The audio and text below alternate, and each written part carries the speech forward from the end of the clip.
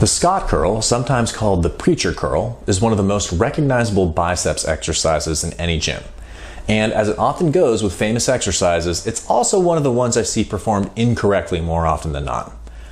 The first thing you need to be sure of with the Scott curl is that you have as much of your triceps flush on the bench as possible. Try to reach down low with your elbows and have the edge of the bench sort of wedged into your armpits. What I see far too often is that people will sort of rest their triceps on top of the bench.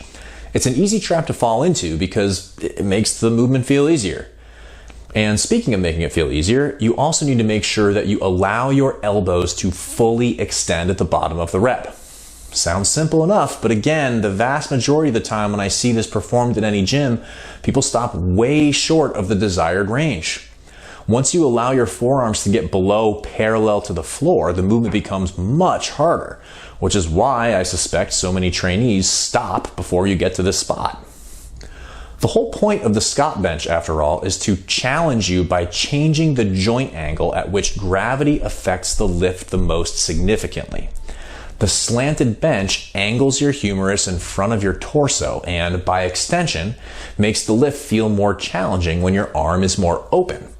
And if you don't have your arm positioned properly on the bench, or if you don't allow your elbows to open at the bottom, well, there's really very little point to using the Scott curl in the first place. You might as well use a different curl variation entirely. So that's a quick rundown of the Scott curl. A classic, but one that deserves some attention if you want to get the most out of it.